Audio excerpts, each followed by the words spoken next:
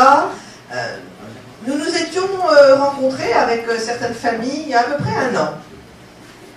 Et lors des échanges que nous avions eus, nous nous étions dit il faudrait essayer de temps en temps de proposer des rencontres pour pouvoir échanger.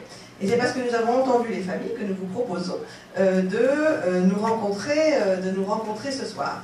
Il se trouve qu'en plus, en 2018, nous avons fêté, et quand on fête quelque chose, nous on le fait toute l'année. Donc, nous avons fêté notre centenaire.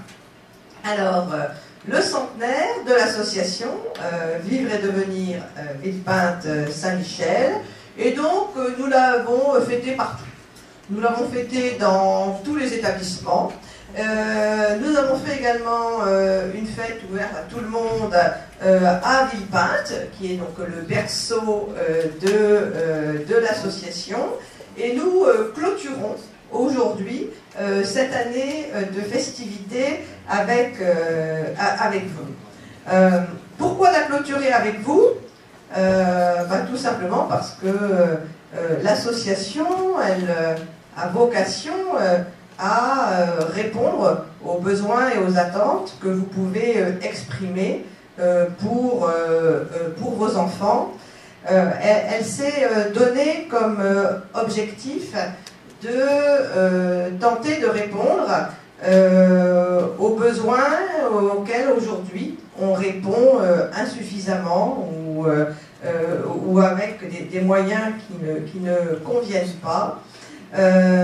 Et donc c'est dans ce cadre-là qu'aujourd'hui l'association se développe autour des questions de réponses qu'on apporte à des enfants en situation de handicap, notamment à des enfants autistes, que l'on répond également à des besoins de personnes qui ont des maladies psychiques adultes et qui ont besoin de logement, mais que l'on répond également aux questions que peuvent poser des enfants qui sont placés par la justice. Et c'est également dans ce cadre-là que nous répondons aux besoins des personnes âgées qui sont en fin de vie, en soins de suite et réadaptation, ou dans d'autres lieux et pour lesquels une équipe mobile fonctionne aujourd'hui. Je ne couvre pas l'ensemble de nos réponses, mais simplement avec un objectif qui est pour nous, à chaque fois, d'essayer de porter une réponse de qualité, une réponse qui soit la réponse qui permette aux personnes d'aller au maximum de l'autonomie qui leur est possible. C'est bien ça, hein, notre objectif, c'est permettre que ces personnes s'autodéterminent en disant voilà ce que je voudrais faire, et puis qu'ensuite nous les accompagnons dans ce projet-là. Quelquefois, il nécessite des adaptations parce que quelquefois les rêves ne sont pas toujours, on n'est pas toujours en capacité d'y répondre. Mais j'allais dire, l'essentiel, c'est ce chemin que nous cherchons à proposer. Et c'est pour ça que l'association de Villepinte est devenue l'association Vivre et Devenir.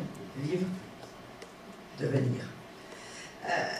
Cette association, je l'ai dit, elle porte un certain nombre de valeurs, et ces valeurs, elles viennent de celles et celles en l'occurrence, qui ont créé, il y a 100 ans, cette association qui était la Congrégation des Maries Auxiliatrices.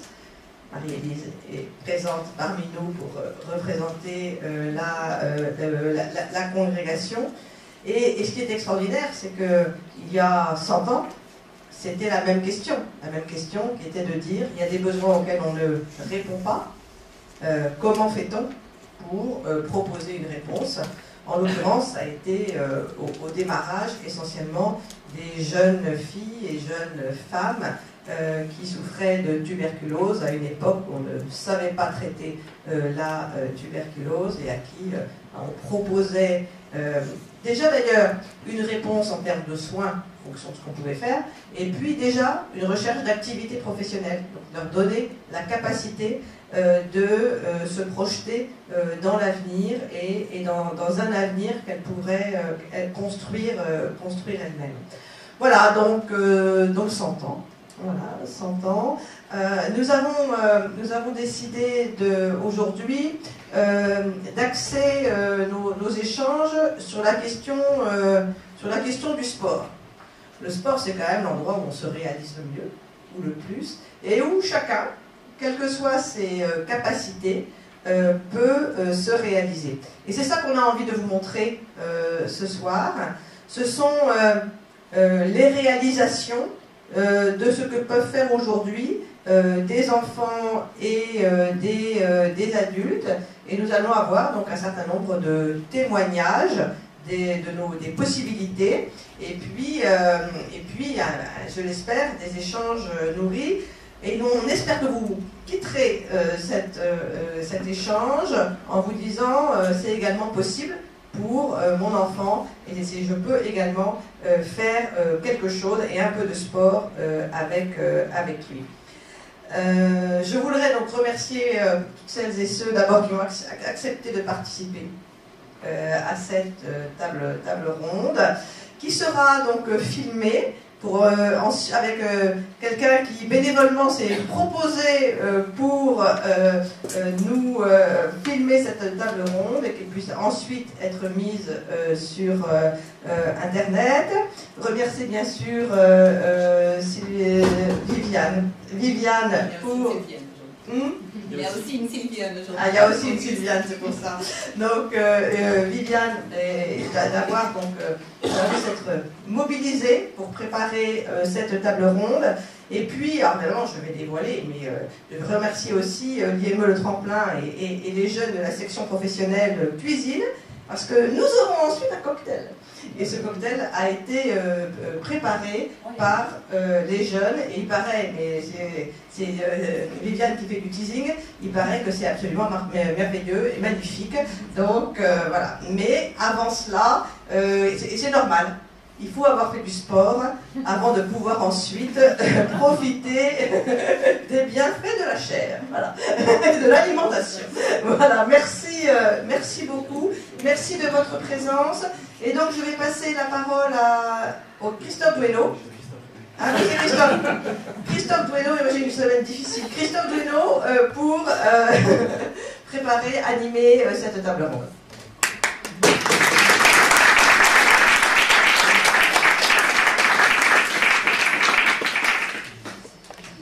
Je vais être sympa, comme il y a la caméra qui a été installée, je vais être sympa, je ne vais pas vous faire lever pour vous faire vous rapprocher, mais s'il n'y avait pas eu les caméras, on aurait commencé par un peu d'exercice. Je suis sympa. Hein. Si certains veulent se rapprocher, voilà le message. Voilà le message. Je suggère, je n'impose pas. Pourquoi je dis ça? Parce que l'idée c'est qu'on puisse échanger. Ça va être un peu plus sympa si vous êtes tout proche. Donc ça va être la double thématique, le sport et puis l'échange. Pour ceux qui sont en tenue de sport, on va rester calme quand même. Hein, je regarde à droite, je suis bouillon. Voilà, ça va être mieux comme ça. Ça va être mieux.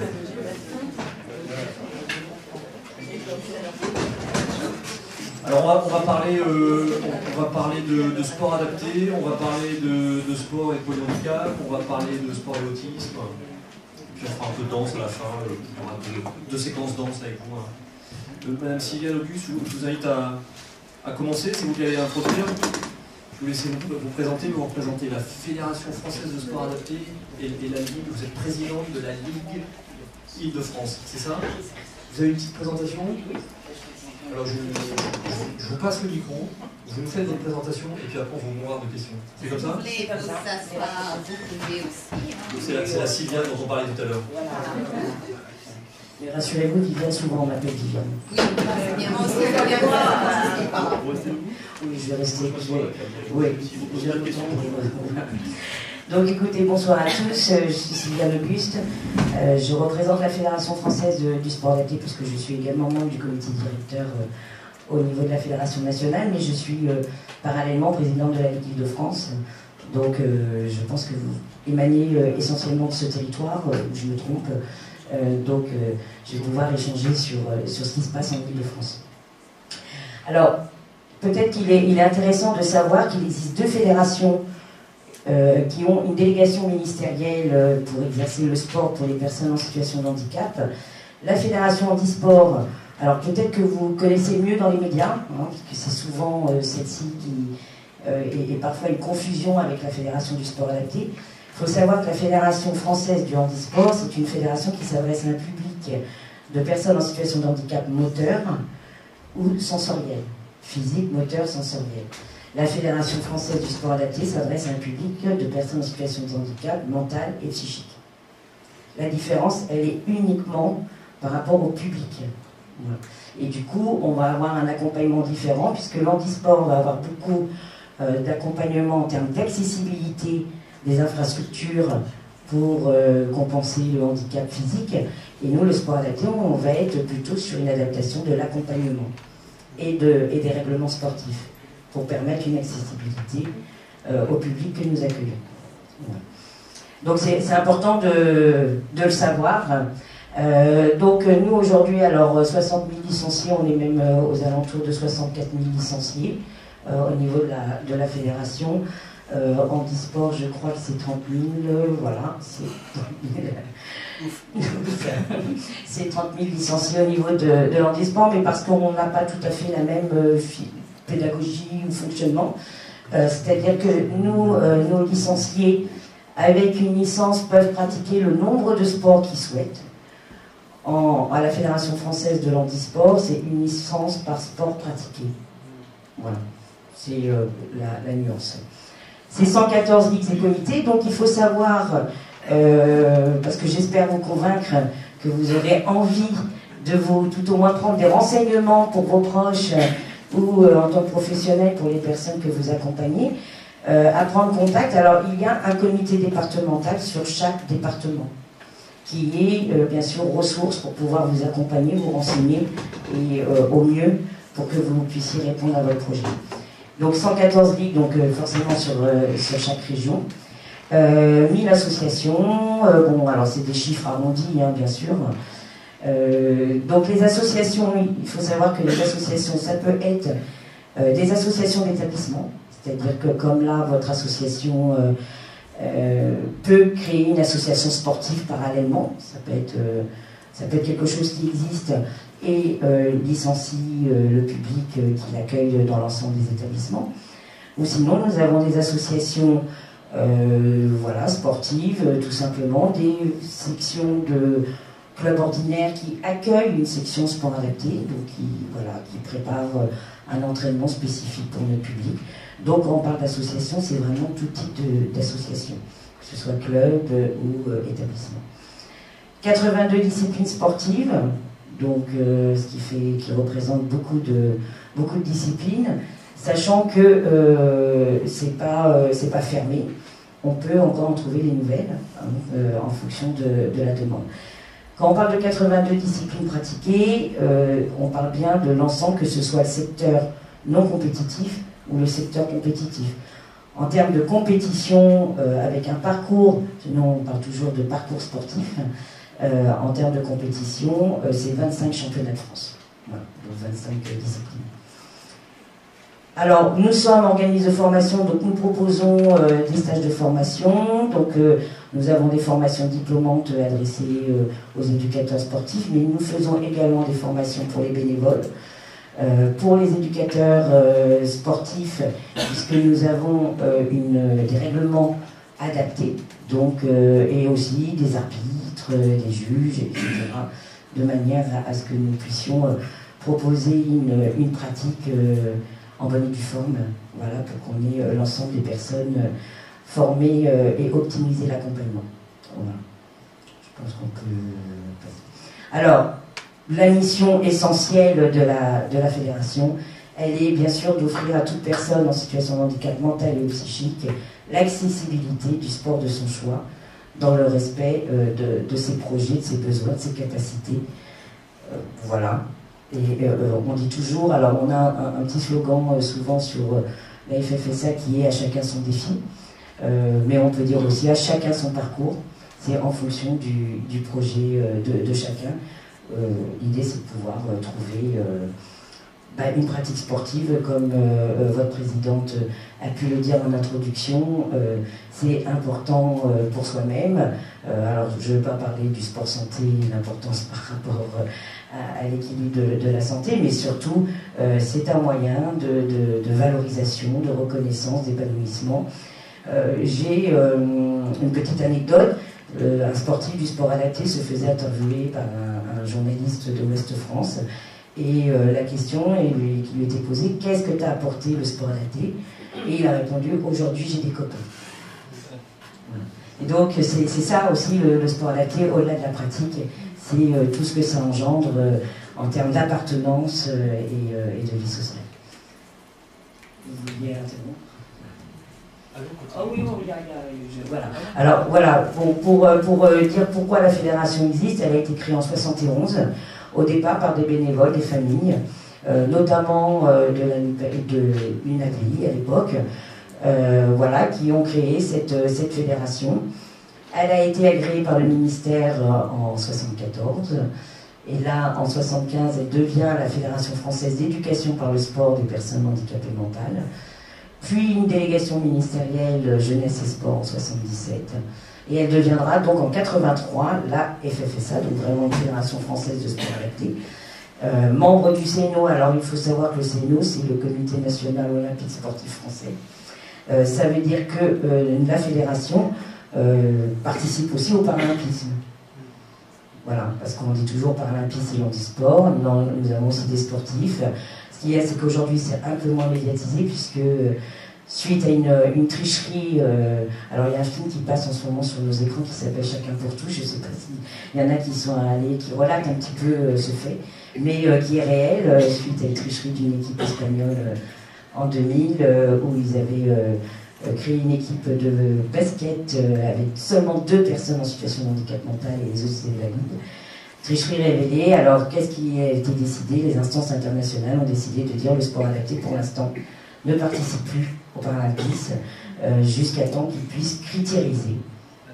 Jusqu'à temps qu'ils puissent mettre une critérisation. Alors, on sait très bien qu'une critérisation sur un handicap physique, bon, bah, il est en fauteuil, ou il est aveugle, ou il est... c'est quelque chose de concret et plus aisé à classifier. Quand on parle d'handicap mental ou psychique, c'est un peu plus complexe, voilà. Mais toutefois, une classification a été mise en place. Et aujourd'hui, depuis Londres, donc depuis 2012, le sport adapté est revenu aux Jeux paralympiques. Voilà. C'est l'anecdote, mais c'est toujours intéressant de le savoir. Voilà, donc en 2000 commencent les signatures de convention, c'est-à-dire qu'il faut savoir que notre fédération, et la fédération d'e-sport bien sûr, ce sont les 2 seules fédérations qui ont une délégation pour un public. Par rapport à d'autres, vous avez la Fédération française d'athlétisme, la Fédération française de boxe, la Fédération française de foot, je ne vais pas toutes les énumérer, eux ont une délégation pour une discipline. Voilà. C'est la particularité de nos fédérations, c'est que c'est une délégation ministérielle avec une reconnaissance, puisque quand on parle de championnat de France et de champion de France, ou même de champion de département, parce que c'est déjà beaucoup, c'est des titres réels. Puisqu'il y a une délégation ministérielle. Voilà. Et nous avons, oui, le premier titre de champion du monde en 2005. Et voilà, pour un sportif licencié FFSA. Mais actuellement, on sent le travail des entraîneurs, puisqu'on ne va pas se plaindre des résultats. On a beaucoup de titres aujourd'hui de champion du monde en titre. Je pense au basket, au tennis de table, la natation. Enfin voilà, il y a pas mal de choses qui se passent. Voilà. Donc une fédération comme les autres, bon voilà, je vais y passer très vite, hein, mais je vous l'ai déjà un peu expliqué. Il y a le FFSA siège, donc ça veut dire au niveau national, les ligues, les comités, les clubs, voilà, ce que j'ai déjà, donc je pense qu'on peut passer parce que je l'ai déjà pu dire. Bon, une fédération sportive avec ses paradoxes, parce que comme je vous le disais, c'est une fédération pour un public. Donc souvent les fédérations sont dirigées par les licenciés qui pratiquent leur sport dans la fédération. C'est une fédération qui a ses dirigeants qui sont exceptionnellement des sportifs.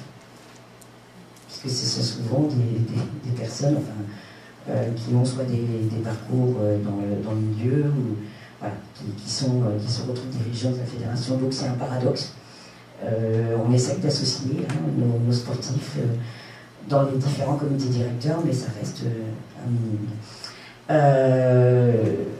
Une fédération légitime et dont le rêve serait d'être inutile, puisque là, bon, mais dans le monde des bisounours, on pourrait penser, voilà, et pour autant, moi, elle me semble utile, parce que qu'est-ce qu'une intégration de l'inclusion, une intégration réussie, voilà, est-ce que c'est effectivement qu'il soit dans un milieu, dans un club dit milieu ordinaire, mais qui reste sans pratiquer, parce que les éducateurs n'ont pas la spécificité, et les éducateurs sportifs, et du coup, se retrouvent en difficulté d'accompagner et laissent plutôt dans un coin. Hein. Donc, voilà, c'est parfois sur le papier et pas sur le terrain.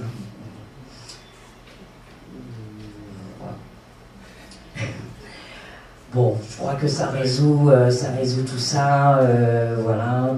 Donc on parle bien sûr de l'accompagnement des sportifs, mais ce n'est pas que le haut niveau. Hein. Le haut niveau, c'est, je veux dire, 8% de notre licenciés. Hein. La fédération, c'est surtout ce qui nous importe, c'est que chacun puisse pratiquer, que ce soit dans l'entraînement, que ce soit dans l'ordre du loisir, que voilà. Que chacun puisse, en fonction de son projet, pratiquer une discipline sportive, peu importe laquelle, mais qui puisse l'aider à s'épanouir. On peut passer, je pense, voilà, mais ça je vous ai déjà présenté. Je suis très indisciplinée, puisque je ne suis jamais un PowerPoint et j'ai tendance à parler, voilà, mais... c'est tout ce que les secteurs de la fédération, donc comme je vous disais, le secteur non compétitif, le secteur jeune, le secteur compétitif, la santé mentale, les autres secteurs, intervention d'établissement. Nous avons aussi les salariés, les éducateurs sportifs qui peuvent intervenir dans les établissements, mais je crois que vous êtes déjà pourvus d'éducateurs sportifs. Ouais. Ça marche pas. Je peux vous interrompre? Exactement. Ouais. Alors moi, si j'ai besoin de vous, je sais à qui m'adresser, c'est pour ça que vous êtes là. On avait besoin de vous sur un appel à projet que vous avez soutenu. Je suis dans un établissement de vivre et devenir, où je suis directeur, il y a des directeurs qui sont là, ou professionnels. Qui je contacte chez vous? Je suis très opérationnel, j'aurais dû dire peut-être sur la diapo d'avant, mais qui je contacte pour... Voilà, alors en fonction de d'où est votre établissement, déjà, donc j'ai mis les coordonnées de la Ligue à la dernière diapo, que je vous invite à noter. Que je vous invite à noter, parce que c'est le premier contact. Vous nous contactez, en fonction, vous nous présentez votre... bon, ça c'est le système de classification, comme je vous le disais maintenant, mais je pense qu'on peut passer un peu dessus. Les formations, oui, parce que je vous en ai parlé déjà. Comme je vous disais, hein, je suis pas le PowerPoint, mais le PowerPoint, je vous le laisse, comme ça va vous permettre, voilà. Voilà, la Ligue Sport Adapté, c'est tout ce qu'elle peut faire. Les interventions dans les établissements, voilà les coordonnées. Donc n'hésitez pas à contacter la Ligue, et elle va vous orienter en fonction du territoire où vous vous trouvez. Elle va vous orienter sur le département où vous êtes concerné. Voilà, et n'hésitez pas, que ce soit pour une demande d'activité sportive, pour une orientation d'une personne que vous accompagnez, d'un proche, dit voilà, il souhaiterait faire telle ou telle discipline, vous contactez, on vous orientera vers les associations qui pratiquent les disciplines en question, que ce soit pour les éducateurs des professionnels qui souhaitent une formation, que ce soit pour les séjours sportifs. Nous organisons aussi des séjours sportifs, donc voilà, qui peut être aussi un plus pour certains. Notamment, actuellement, nous avons 3 séjours programmés sur les bases de loisirs d'Île-de-France, donc c'est pas trop loin, mais ils partent du lundi au vendredi, avec des thématiques différentes. Ça peut être jeu aquatique, ça peut être jeu de nature, ça peut être... voilà. Donc n'hésitez pas, que peu importe la demande, hein, que ce soit, comme je disais, séjours sportifs, formation, mais surtout, parce que vous avez des personnes que vous accompagnez ou parce que vous avez des proches, voilà, qui souhaitent pratiquer une discipline, n'hésitez pas à prendre contact sur ces références. Il y a peut-être des établissements d'ailleurs qui font déjà appel, non? On a fait appel à lui. Ah oui? À l'IME Saint-Michel? Oui. Ah oui. D'accord, on attend. Vous aviez pris Non, contact. oui, on attend. C'était la semaine dernière. Ah oui, d'accord. Et c'était à la Ligue ou c'était... vous êtes sur quel territoire? Paris. À Paris. Paris. Alors c'est peut-être sur le comité de Paris que vous avez contacté. Pas de souci. Alors vous allez avoir une réponse. Je vais veiller. Rendez-vous dans une semaine pour voir si suite a été donnée à votre sollicitation. Il n'y a pas de souci. Devant témoins et devant caméra. Il n'y a pas de souci. Une réponse vous sera donnée.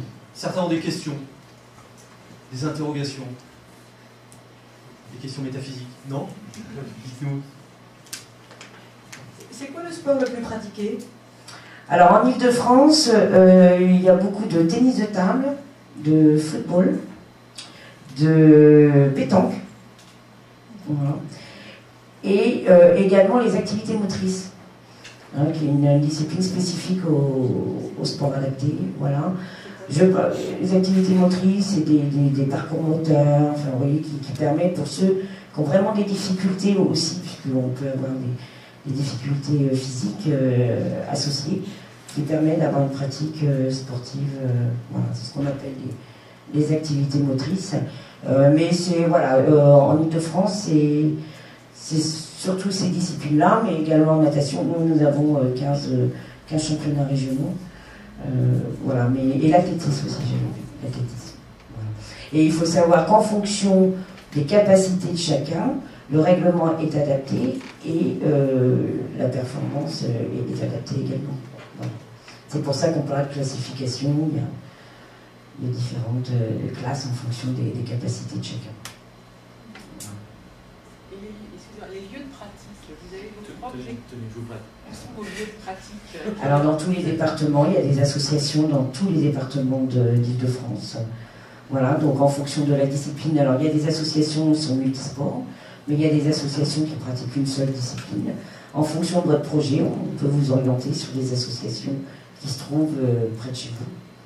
Voilà. Mais il y en a partout en Ile-de-France, mais il y en a partout en France aussi. Hein.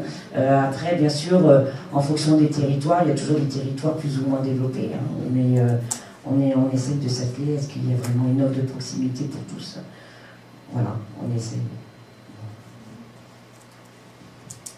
D'où l'intérêt de contacter ou éventuellement sur le site de la Ligue qui recense l'ensemble du calendrier, des manifestations, des événements, mais également la liste des associations affiliées, etc.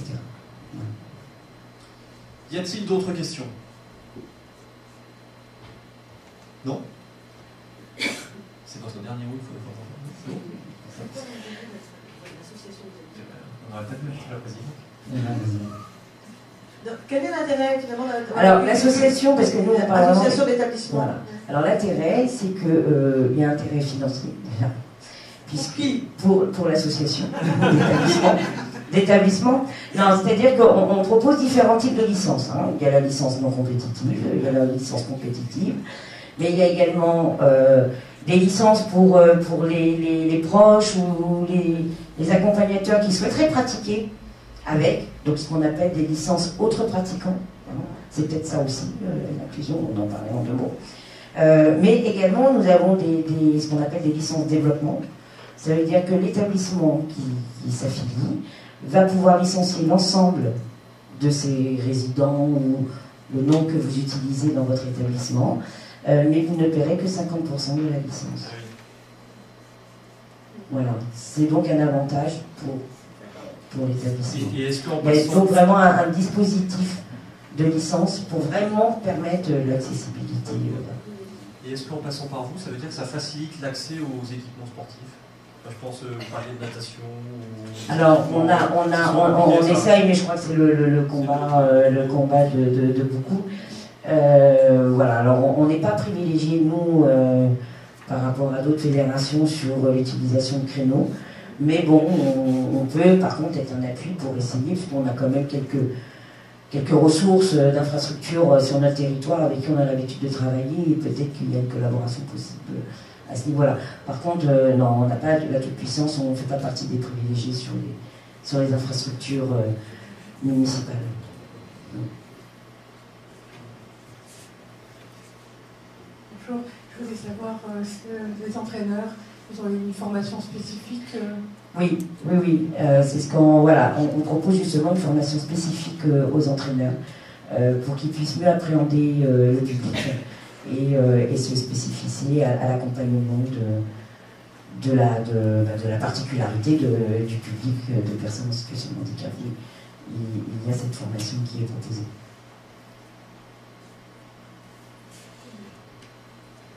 Et nos salariés sont que des personnes formées au départ, qui ont un cursus professionnel formé aux activités physiques adaptées. Vous avez un mot pour conclure? Alors écoutez, moi je pense que pour conclure, déjà merci de m'avoir accueilli, de présenter la fédération. J'espère que au moins ça sera plus inconnu pour vous quand on parlera de sport adapté. Et puis juste pour conclure, il y a un petit spot de 30 secondes, si vous voulez le passer. Voilà, et je pense que ça sera le mot de la fin qui présentera notre fédération. Ouais, merci beaucoup de présenter. On garde vos coordonnées. Bien sûr. Et rendez-vous est pris avec Olivier Bessin-Michel.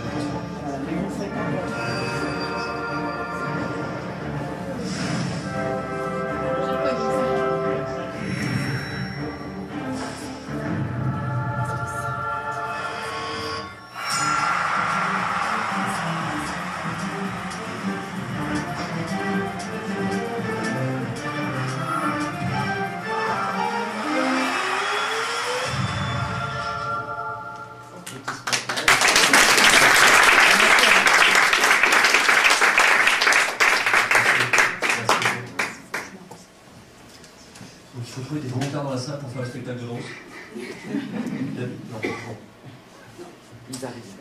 On passe au sujet suivant, plutôt axé sport et polyhandicap.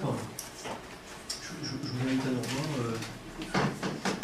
Je vais dire Tony, venez, Ben, venez, ça fait un peu de possibilité. Et puis Nicolas Végrif aussi, vous venez tout de suite, non? Ouais, allez, venez, allez, même pas peur, pas peur. On est très corporate et collectif à vivre de vie. Alors, j'ai mon pamphlet parce que je connais votre prénom. Donc, Tony Subra, chef de service à l'IME Marie Auxiliatrice. C'est ça? Ah non, mais attendez, et Abdenour Ben Mamar, vous êtes infirmier à l'IME Marie Auxiliatrice. Et, mais en fait, tout le monde le sait, vous êtes aussi l'association Courir pour Marie. C'est ça. Et puis, je vous présente aussi. Nicolas Végrich, vous êtes éducateur sportif au CESA de Denisien, donc à Saint-Denis. Et vous n'êtes pas encore membre de l'association Courir pour Marie? Non, mais ça va bien, ça va bien. Je fais du bruit. Comment vous faites? Vous avez une petite... Vous installez? Allez-y, installez-vous. Ça marche? Ouais. Alors en fait, tout le monde vous connaît, parce qu'il y a déjà eu la course Oxygen, tout le monde a couru. Hein. Ouais, moi j'ai couru. Non, pas tous, il y a des nouveaux, je crois. Il y a des nouveaux. Je vous laisse nous dire un mot sur la double casquette. Ce qui est intéressant, c'est que vous avez la double casquette sur professionnel de vivre et de venir et puis impliqué dans cette association. C'est ça. Donc du coup, je m'appelle Tony Subra, je suis chef de service sur l'IME Marie Auxiliatrice à Paradey. Et je suis aussi président de l'association Courir pour Marie. Juste pour vous faire part de mes connaissances en sport adapté, j'ai été pendant plus de 10 ans éducateur sportif, justement en sport adapté et, au sein de l'IME. Donc j'ai développé toute la partie sport sur l'IME avec une collègue. Et aujourd'hui, je me retrouve chef de service à conduire les projets, adapter les équipes et motivés pour bouger. Donc voilà, on a créé une commission sport santé bien-être au sein de l'IME, etc. pour pouvoir développer un peu tout le sport adapté, sensibiliser les professionnels au sport pour qu'ils puissent ensuite faire la passation au niveau des enfants de l'IME. Et puis voilà, on travaille aussi la qualité de vie au travail des salariés à travers ça, on essaie de monter pas mal de choses. En ce qui concerne Courir pour Marie, je vais laisser la parole à Ben. Ben, c'est celui qui a mis la petite graine. Voilà. Non, on parle beaucoup d'écologie en ce moment, donc voilà. Ça tombe bien. Donc il va vous présenter voilà, comment ça s'est monté dans sa tête et pourquoi on en est arrivé là aujourd'hui. Bonsoir. Donc moi je m'appelle Ben, je suis infirmier. Je suis rien de tout ce qu'il a dit avant. Moi je suis juste passionné de course à pied avant tout. Et quand je suis arrivé à l'IME Marie Auxiliatrice en 2013, ben, on n'arrêtait pas de m'entendre parler de course à pied à droite, course à pied à gauche. Et puis finalement on a monté le projet de faire une équipe de coureurs, uniquement le personnel, pour faire sortir un petit peu l'établissement et permettre aussi d'amener les enfants sur les courses. Donc on a commencé sur les petites courses locales, la corrida de Thiers notamment, parce qu'elle est à côté de chez nous. Et puis au fur et à mesure, on a fait ce qu'on appelle dans les entreprises du team building, en regroupant un petit peu toutes les catégories professionnelles de l'établissement, donc aussi bien dans le médical que dans l'éducatif, enfin tous ceux qui voulaient venir venaient. Ça a bien pris, ça a bien marché, tout le monde est venu. On s'est retrouvé avec pas mal de coureurs à faire les foulées de Vincennes, à faire la corrida de Thiers, à faire l'Oxy Trail. Et tout a bien fonctionné. Le problème, c'est que quand on se retrouve avec beaucoup de coureurs, eh ben, on pouvait amener beaucoup d'enfants. Mais pour amener beaucoup d'enfants, il faut beaucoup de véhicules adaptés. Donc notamment des joëlettes et des fauteuils hippocampes. C'est les fauteuils qu'on utilise pour la course à pied, pour amener les enfants handicapés. Et donc pour ça, il fallait faire des demandes de dons. Donc on a monté l'association Courir pour Marie. Alors Courir pour Marie, ça vient de notre groupe Facebook qu'on a créé pour parler un petit peu des courses sur les réseaux sociaux. Et donc on a utilisé le même nom pour l'association. Et Marie, pourquoi Marie? Marie Auxiliatrice. Et puis Marie, c'est un prénom qui est plutôt fédérateur parce qu'il est dans toutes les religions, il est international. Donc c'est pas un enfant particulier, comme on entend souvent dans les associations, courir pour Camille, courir pour ici, courir pour ça. Donc c'est courir pour tous les enfants, notamment les nôtres dont on s'occupe. Parce que justement, il y en a pas mal qui ne sortent jamais, donc c'est l'occasion. Donc c'est pour ça qu'on a créé notre association avec le bureau qui va bien et pour pouvoir gérer et centraliser tout ce qui est dons. Ça a fonctionné, ça nous a permis avec les dons d'acheter 2 joëlettes et 2 fauteuils hippocampes. C'est pas rien parce qu'une joëlette c'est quand même 3700 €. Donc c'est que ça a bien pris. On a utilisé pour ça les réseaux sociaux, tout ce qui est Facebook, YouTube. On a quelques vidéos qui diffusent sur YouTube. Instagram et notre site internet. On a nos parrains qui sont aussi des personnes médiatiques, dans le sens où on a 2 participants de Koh-Lanta, Cédric et Isabelle. On a également 2 coureurs qui sont assez connus aussi dans la blogosphère du running, c'est Lapin Runner. Donc c'est pareil, c'est des gens qui nous soutiennent, qui font pas mal de courses avec nos t-shirts, qui parlent de nous parce que c'est aussi des youtubeurs. Et donc tout ça a fait que ça prend bien, on a pas mal de sympathisants sur les réseaux sociaux, on a des adhérents, nos adhérents viennent un peu partout en France. On a pas mal d'Île-de-France évidemment, mais on a des gens qui viennent de Nantes, de Tours, de Chartres et d'ailleurs, qui sont intéressés, soit qui nous contactent, soit qui prennent leurs adhésions, et qui viennent à nos courses. Et puis ça marche tellement bien que finalement on a réussi grâce à Viviane et Flore à faire notre propre course, l'Auxilium. C'est pas rien, mais c'était une très très belle réussite. Tous ceux qui sont venus étaient ravis de venir, il y en a qui sont venus d'assez loin pour y participer, parce qu'ils n'ont plus venus par les réseaux sociaux. Et c'est combien de courses par an que vous organisez, auxquelles vous participez? Alors, avec l'association, on essaye à peu près une tous les mois, une tous les 2 mois, ça dépend. Oui, on y arrive. On est associé à certaines courses, on est associé au Trail Urbain d'Evry, on est associé également à la Zénithram, à Galardon, on était associé aussi à la Boss Run à Auneau, et puis à la course solidaire à Chartres. Donc c'est des courses qui s'organisent et qui nous offrent une partie de la recette des dossards, qui participent de cette façon-là à nous aider à l'association. Donc ça marche bien. Tout ça, c'est ces gens-là qui viennent. Et donc l'Auxilium a très bien fonctionné au niveau local, parce qu'il y a des gens de Draveil, d'Evry qui sont venus parce qu'ils ont entendu parler de cette course. Il y en a qui sont venus par curiosité. Ça a fait venir des familles entières avec les enfants, parce qu'il y avait une course pour enfants. Ça a fait venir des gens avec leurs enfants handicapés. Certains n'ont pas osé les amener parce qu'ils ne savaient pas trop à quoi ça ressemblait. Mais ils nous ont dit, faites-en une deuxième et on viendra. On reviendra et on amènera nos enfants. Donc je pense que la deuxième va bien cartonner. Qui aura lieu quand même? Le 18 mai. Le 18 mai 2019. C'est une super initiative. L'enjeu sur la prochaine, c'est qu'on ait des coureurs de tous les établissements. Alors, c'est vrai qu'au début, là, quand on a fait l'association au tout début, notre objectif c'était de faire un t-shirt avec association de villepinte d'un côté, et derrière... On n'a pas ramené le vintage. Non, on n'a pas ramené le vintage. Et derrière, on avait marqué IMP Maroxilatrice. Alors le projet c'était que tous les établissements aient le même, mais avec une face recto qui est absolument différente. Bon, ça n'a pas pris. Mais il y a eu bon, ça fait toujours peur, mais bon. Et là, cette année, il y avait une délégation de Saint-Louis, non? Oui, la masse de Saint-Louis, ils sont venus en membre d'ailleurs. Ils sont venus en membre, oui, ils avaient créé leur t-shirt. C'était repérable. Ah ouais, mais ça c'était chouette justement. Alors, je pense que l'Auxilium numéro 2 aura plus de... Non non, je ne peux pas m'empêcher d'apprécier l'initiative parce que ça veut dire qu'il y a de la vie au-delà de l'établissement. C'est ça qui est super. C'est-à-dire, enfin, votre parcours professionnel, plus ce que vous, enfin, au sein de l'établissement, plus ce que vous décrivez. C'est-à-dire qu'on va au-delà de l'établissement, on n'est pas seulement astreint à arriver le matin, engager son planning. Enfin, merci. Non mais complètement. De toute façon, c'est une cause qui nous touche de toute façon. Les enfants qu'on a, ils nous touchent. On veut les sortir. Moi, je cours déjà à côté, donc je vois pas mal d'enfants sur des joëlettes, et je me dis non, nous aussi, il faut qu'on le fasse.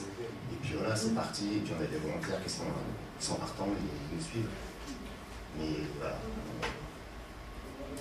on essaye.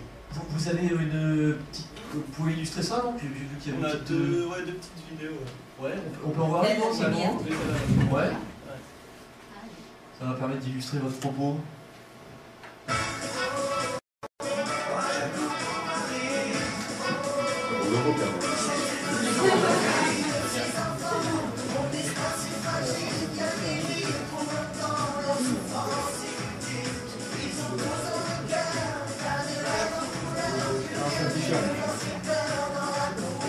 C'est lors de la course pour handicap international à Boulogne.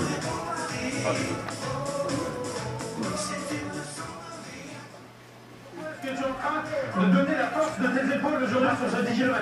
Pour avoir un enfant, on va des enfants heureux, un petit moment de bonheur, ils sont ravis, je pense, devant tout ce monde. On court pour eux, c'est pour ça qu'on court. Angelo, oui, comment ça va? Très bien. Alors dis-nous aujourd'hui, t'es là pour quoi? Courir pour Marie, ça fait plaisir.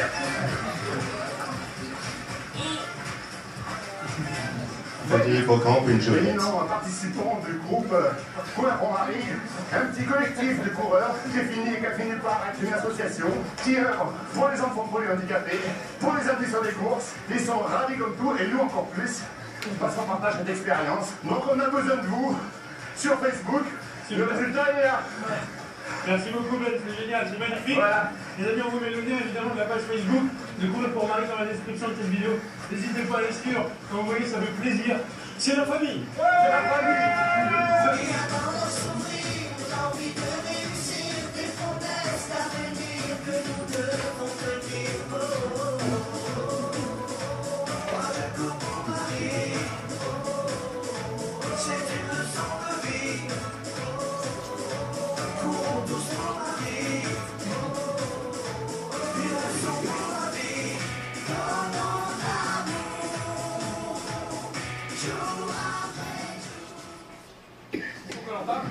Et j'ai rencontré Combert-Pont-Marie à l'Oxyprène l'année dernière. Tous les dimanches matins, on part à l'aventure, on court avec les enfants et c'est vraiment extraordinaire. C'est une association qu'il faut suivre au maximum. On a fait une petite chanson aussi pour eux, c'est un message d'espoir, donc je vous invite tous à aller sur YouTube pour visualiser tout ça et nous soutenir.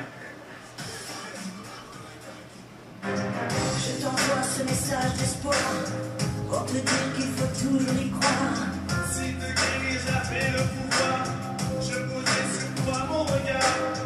Ton regard c'est tes parents qui t'aident, qui t'envoient des baisers du poème.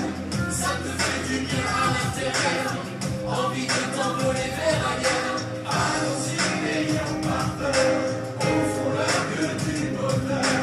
Ouvrons nos yeux, notre cœur, pour une vie encore meilleure.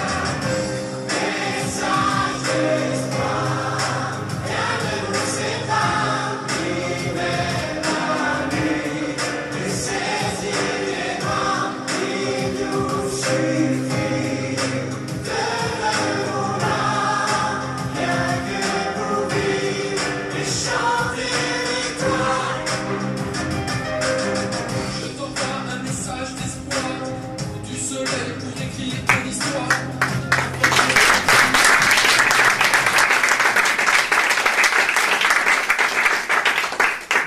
Je crois que Tony veut rajouter quelque chose, mais en fait, il y a plein de bulletins là, donc en fait, vous allez tous ressortir, vous allez être adhérents de Combert-Pont-Marie, vous allez être inscrits à la course le 18 mai, donc vous allez ajouter quelque chose, je crois.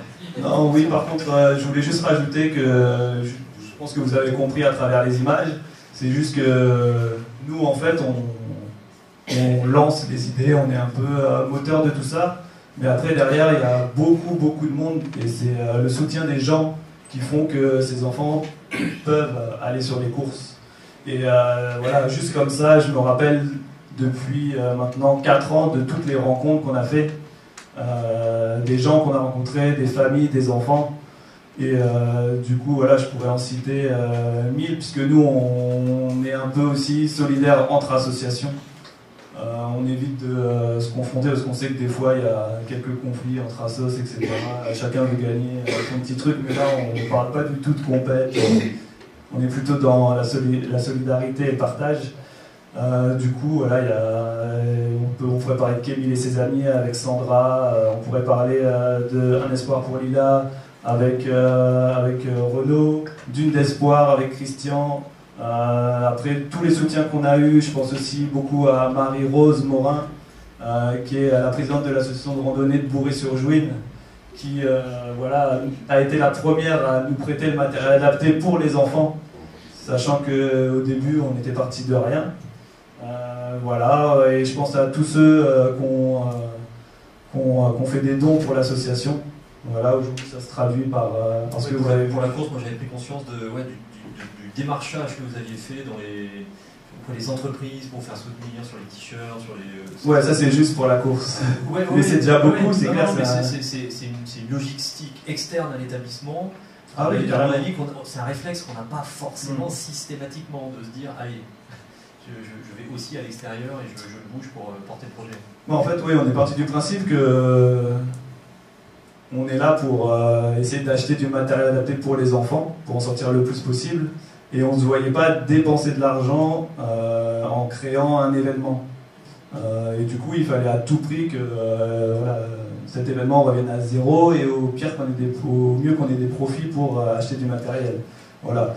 Donc on est allé démarcher un peu quelques fondations, des entreprises locales ou autres. Et du coup, on est arrivé à faire un bénéfice, je ne sais plus de combien, voilà, de 3 000 € sur la course, qui équivaut à une Jolette par exemple. Voilà. Donc en faisant une course, on peut récupérer une Jolette. Voilà. Et puis le jour de la course, les enfants, ils avaient la banane quand on voit sur le... C'était très sympa. Bah, on voulait justement vous montrer le dernier film justement de l'Auxilium. Je ne sais pas si... On va transition. On connaît ça.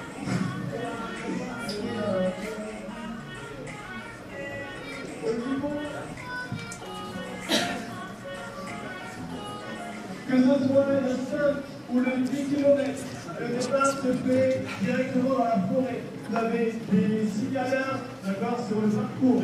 Normalement, impossible de se perdre. Sinon, regardez bien, ça fait un peu court dans la passion des fois. Ici derrière moi, il y a les enfants de l'IME qui sont en train de se préparer, qui sont en train de s'installer sur les jouets. Donc pour tous les volontaires, vous pouvez déjà vous avancer sur l'arrière et aller faire connaissance avec les enfants. Il y a des équipes éducatives de l'IME qui sont là pour vous accueillir et vous présenter les enfants.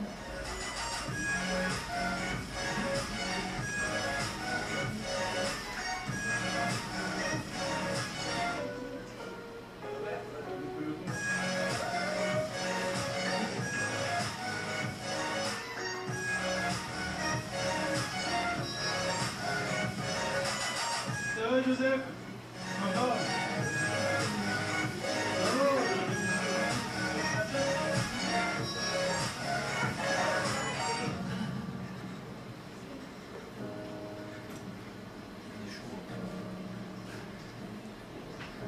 Joselito is back. Ça va, Joselito? Bravo. Bravo à tous.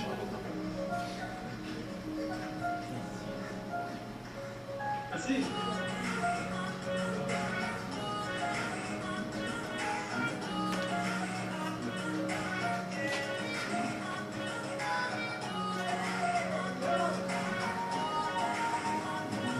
Ça va, jeune homme?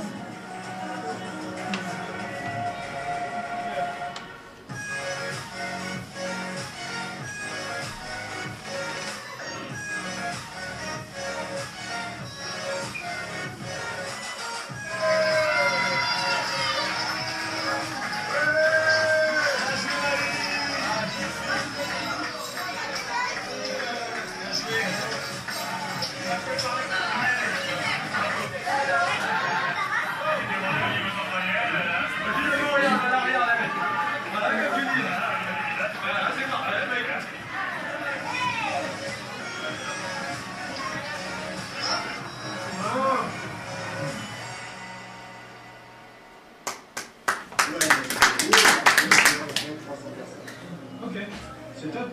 Pour une première édition, c'est top. C'est une bonne réussite. Les médailles sont magnifiques, l'ambiance est là, elle est super. Il y a beaucoup de gens qui sont venus grâce aux enfants. Puis les enfants sont automobiles parce qu'ils n'ont pas tenté leur course, mais ils vont faire leur course. Ah bon? Ouais, là il y a la course enfant, tu vas partir. D'accord. 1,5 km.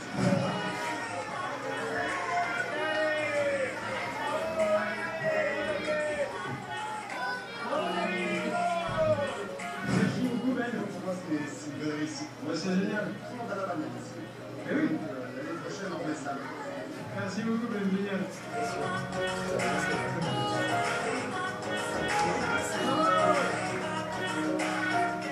Un énorme merci à Viviane Tronel et Flore Desragopian de l'association Vivre et Devenir, à toute l'équipe de Courir pour Marie ainsi qu'aux nombreux sponsors qui ont rendu possible ce magnifique événement sportif solidaire. À l'année prochaine pour la seconde édition de l'Auxilium et d'ici là comme toujours, kiffez la vie. Ciao.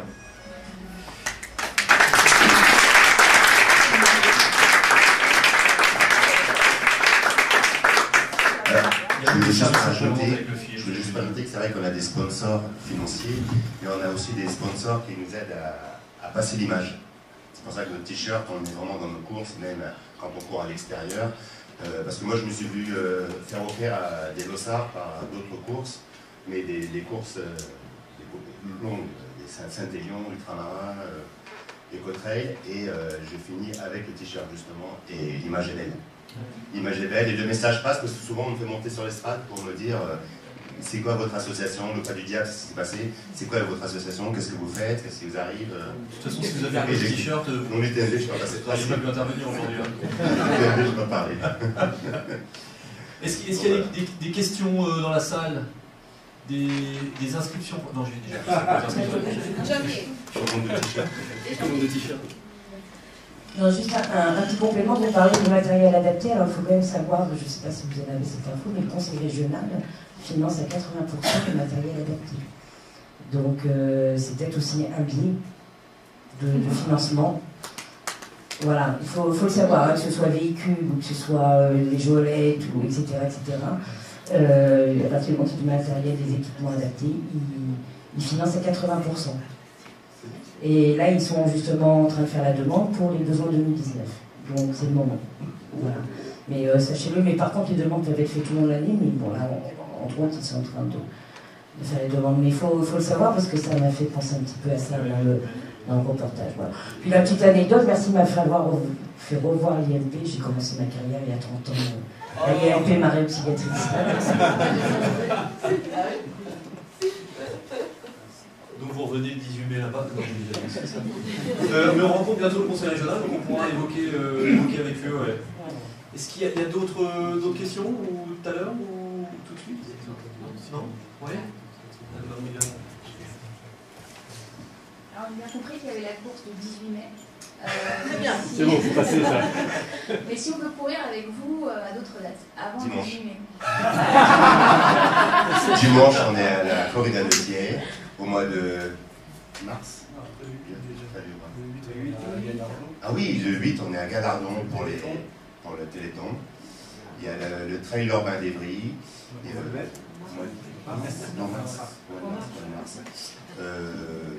Peut-être. Voilà, on va faire une liste des courses, mais bien sûr, il faut venir. Bon, on a un groupe Facebook, Courir pour Marie. C'est déjà fait. D'accord. On ne reste plus qu'à rajouter la liste des courses. Et tout le monde est bienvenu, bien sûr, pour courir. Après, bien sûr, il faut le t-shirt. Mais on va lancer un bulletin de commande. Ce sera avec plaisir. Ce sera avec plaisir. Et puis, s'il y a des coureurs de longue distance, semi-marathon, marathon, n'hésitez pas à vous faire connaître. Ça nous permettrait de monter d'autres projets. Très bien. Il y a un projet de semi, justement, qui se fait du côté de Bullion. Le semi de Bullion. Donc, on cherche des coureurs. Donc, j'ai hâte. Le conseil d'administration challenge ce soir. Attention, hein. La présidente, nouvelle administratrice qui c'est le marathon, je suis passionné. Parfait. On se décale un petit peu vers le champ de l'autisme avec vous, Nicolas Végrich. Je ne sais pas votre nom. Vous intervenez au CESAC Denisien. J'interviens au CESAC Denisien. Allez-y, je vous laisse vous présenter. En tant qu'éducateur sportif, j'ai plusieurs itinéraires de formation. Déjà, j'ai un gros parcours de terrain en tant que prof de roller, déjà.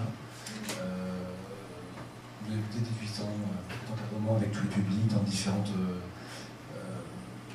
institutions, que ce soit collectivités territoriales ou associations, etc. Après, je me suis formé en STAPS. J'ai une maîtrise de STAPS. Après, j'ai fait de la formation en BESAPT.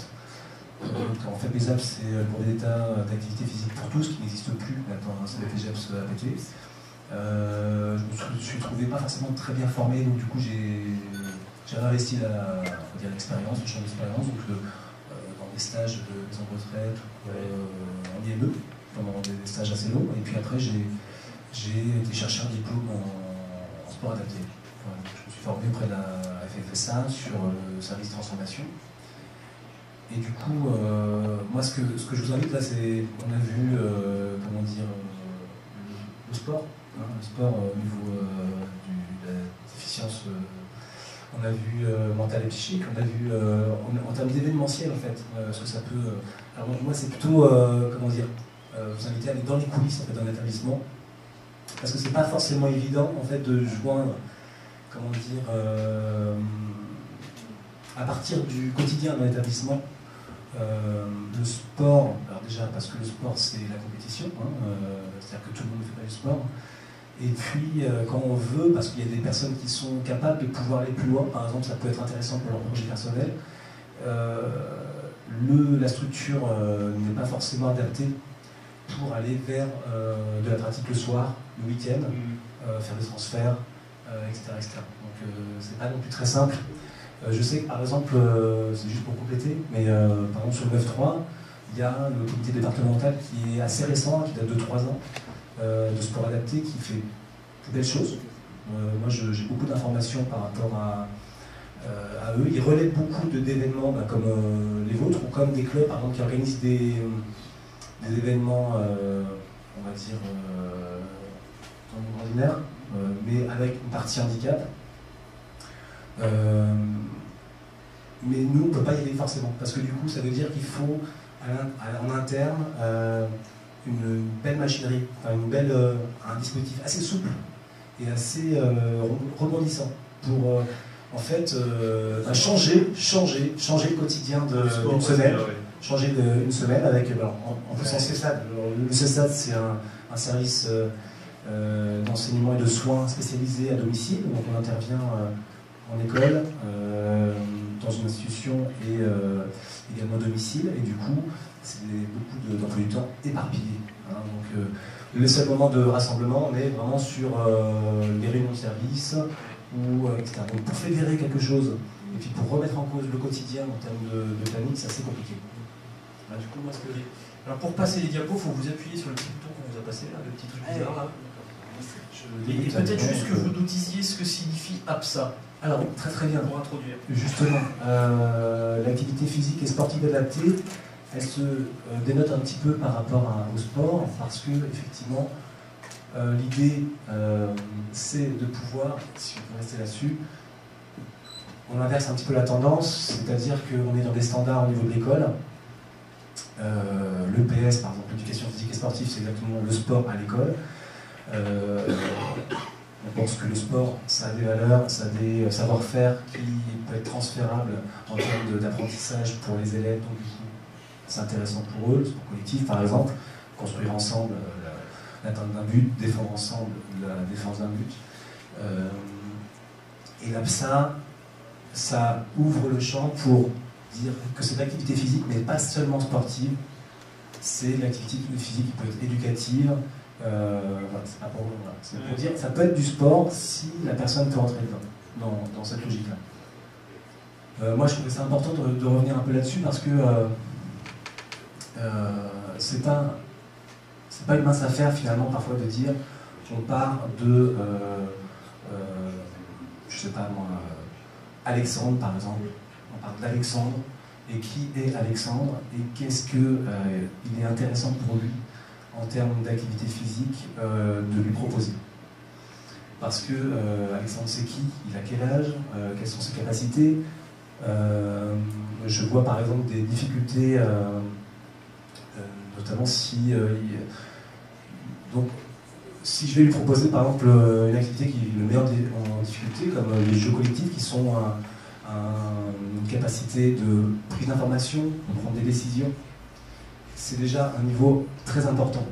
Donc très peu de personnes, par exemple dans mon établissement, sont capables d'aller vers le jeu collectif. Même les personnes autistes que j'accompagne, très légèrement ont des difficultés à pouvoir rentrer dans ce type d'activité.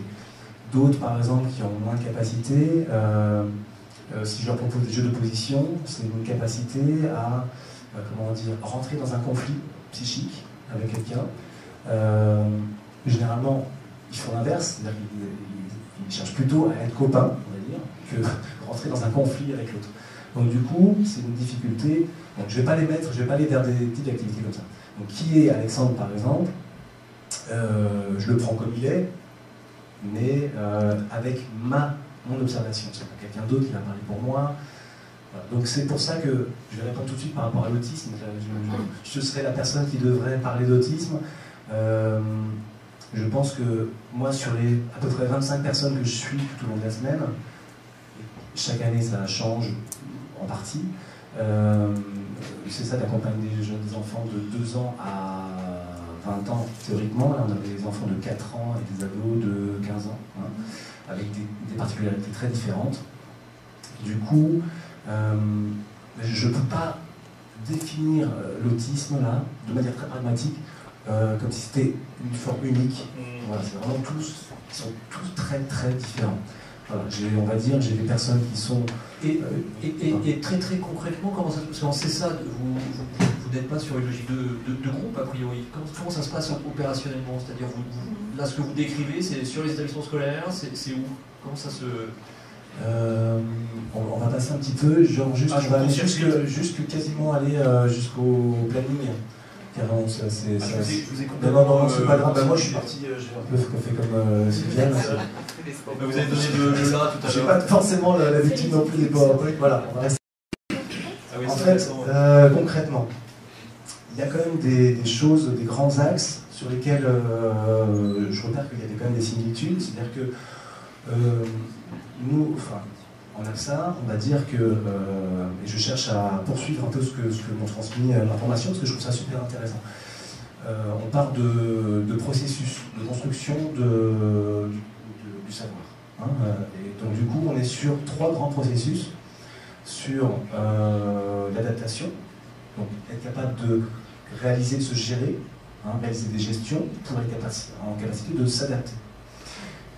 Ça c'est une des choses particulièrement qu'on fait. Une deuxième qui est les revendications de ses capacités, c'est-à-dire la capacité de s'affronter, de rentrer par exemple dans des compétitions, de sa capacité de se confronter à soi, un challenge, un défi, peut-être de perdre également, et d'assumer de perdre. C'est pas évident non plus de gérer la perte. Voilà. Et la troisième, c'est, on va dire, le processus d'expression. Et donc, dans ces 3 logiques de construction, on va dire, un peu générales au niveau humain, je retrouve beaucoup de difficultés à se gérer. Donc, du coup, on va beaucoup dans des activités d'adaptation, notamment, par exemple, des activités comme les activités aquatiques. Il y a 3 piscines dans mon planning, parce qu'effectivement, c'est pour des personnes en situation d'autisme, il y a beaucoup de difficultés à se gérer, mais aussi en termes de sensations, il y a beaucoup de personnes qui rentrent en relation au monde avec des difficultés de sensations ou une manière sensible d'approcher les gens, ou les objets, d'accord, de les toucher, un peu comme à la période sensorimotrice, un peu quand un enfant met à la bouche, teste, casse, déchire les objets, etc. D'autres, j'utilise beaucoup tout ce qui est déambulation en vélo, parce que c'est aussi une activité d'adaptation. On s'adapte, on passe du piéton à un objet de propulsion différent, comme l'activité aquatique, on passe d'un piéton à une logique allongée, où il faut gérer sa respiration, il faut retrouver des appuis, etc. Et du coup, donc je passe par de la draisienne, beaucoup, donc un vélo sans pédale, et ensuite j'essaye de garantir toujours de la nouveauté. Voilà. De proposer toujours, parce qu'en fait la problématique de l'autisme, c'est aussi beaucoup de s'enfermer très très vite dans des habitudes, et que les habitudes qu'on a, elles sont en plus, comment dire, elles se fusionnent avec des éléments sur des personnes habillées de telle manière, on passe par tel endroit. Par exemple, moi j'ai des personnes qui, je m'installe dans ma voiture, ils ont bien enregistré tout le déroulement de la séquence, etc., et ils me donnent la ceinture. Ils vont me taper le levier de vitesse pour dire, voilà, si je tarde un petit peu et je ne suis pas dans le même rythme. Voilà. C'est pour ça que j'essaye, dans les déambulations, par exemple, de changer beaucoup de cheminements différents, les parkings aussi, de ne pas arriver toujours au même parking, etc. Il y a une problématique particulière aussi de socialisation, puisque l'autisme, c'est aussi connu, on peut dire souvent arrête de faire ton autiste. C'est aussi une manière de dire arrête de te renfermer, de te mettre dans ton coin, etc. Mais c'est aussi une réalité, c'est-à-dire c'est une difficulté soit de matériel de communication, mais aussi de rencontre avec l'autre. Donc souvent une fermeture, ou en tout cas une centration, qui fait qu'à un moment donné, on est dans un univers un peu clos, un peu rigide.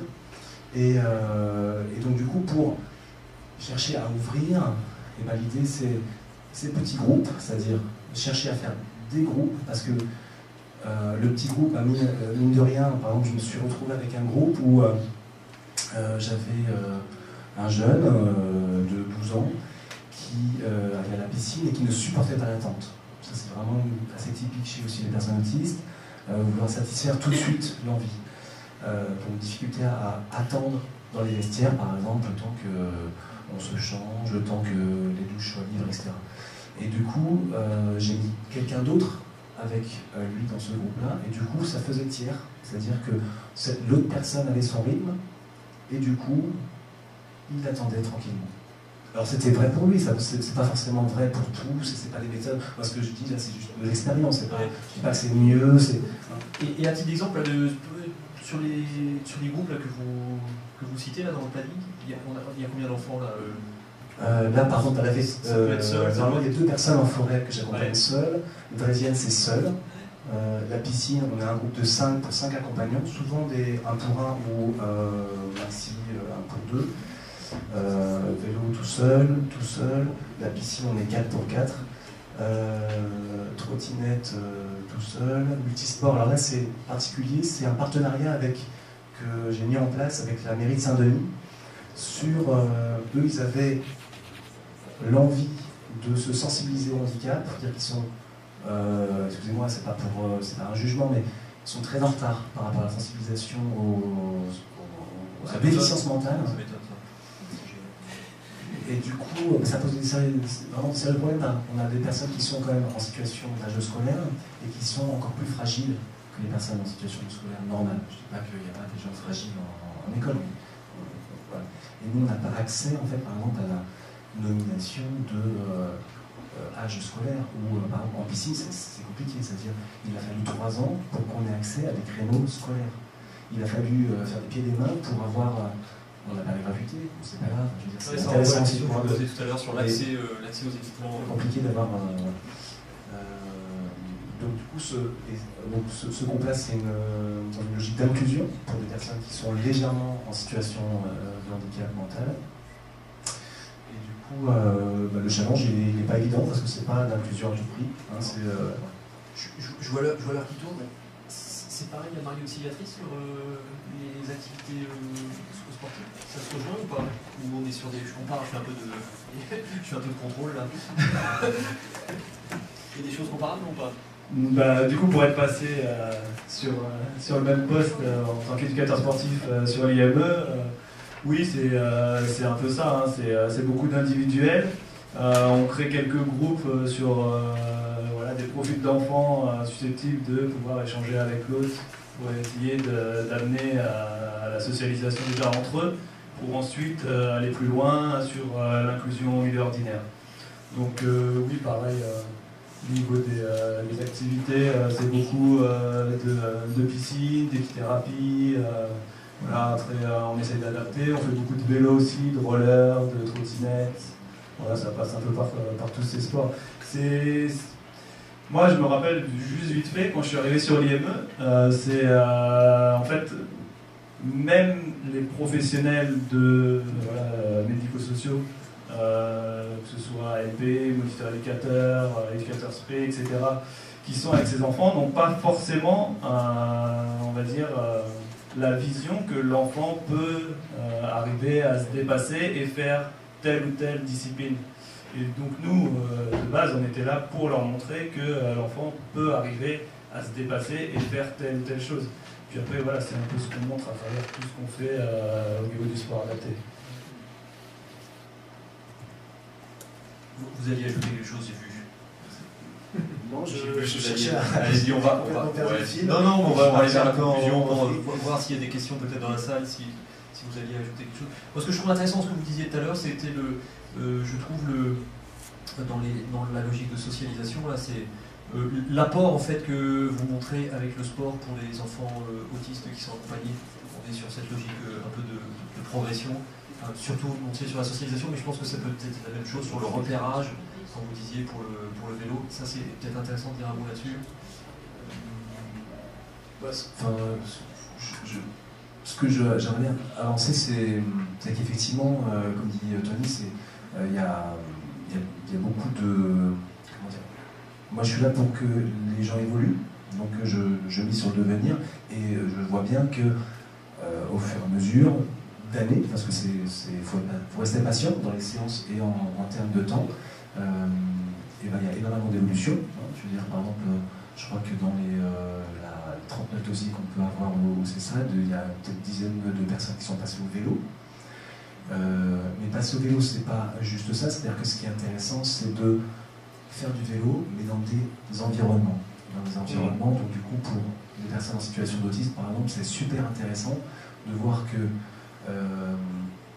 une fois qu'ils sont dans la logique du vélo, une fois qu'ils ont réussi à dépasser un peu, ils se satisfont en fait du vélo, ils voient que ça marche, et ben c'est intéressant d'aller encore plus loin, c'est-à-dire que la logique par exemple de pratiquer en forêt, d'aller de garantir toujours un environnement plus riche, parce que du coup ça oblige, même ça pourrait être en course, ça oblige à observer et toujours être en adaptation par rapport à ce qu'on peut voir. C'est la richesse de l'activité physique de pleine nature. Hein.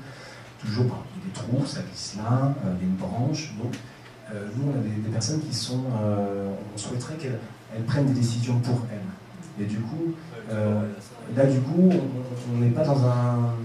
Enfin, plus qu'ailleurs, en pleine nature, par exemple, on a ce rendez-vous-là, parce qu'il y a des choses à gérer. Et par elle-même, elle gère des choses. C'est microscopique déjà, mais il y a des prises de position. Alors que par exemple, sur des milieux, ils pourraient courir, mais par exemple, s'ils faisaient des tours en vélo, ok, ils font du vélo, mais ce serait sûrement moins riche pour eux.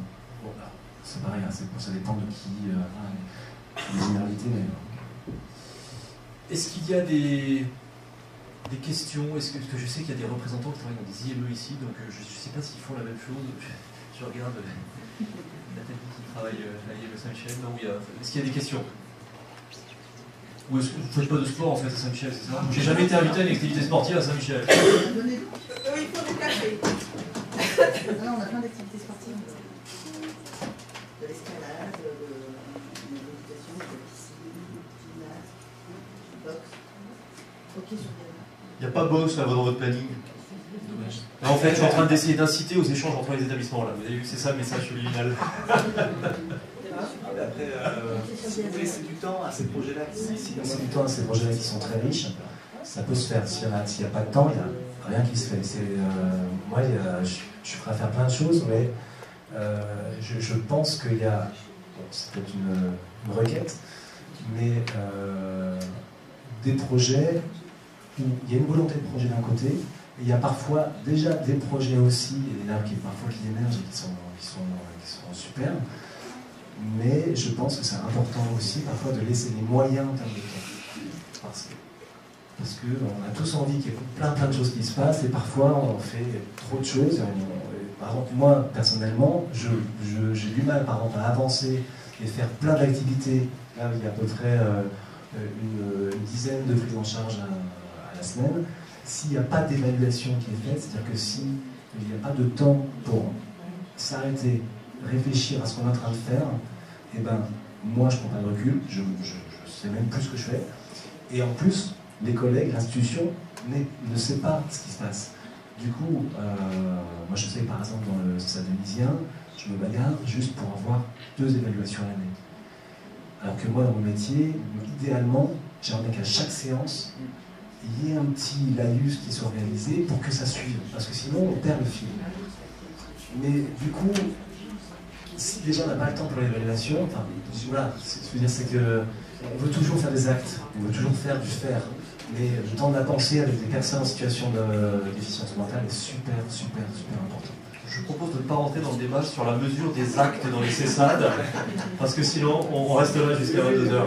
Non. Merci messieurs. Bravo à vous.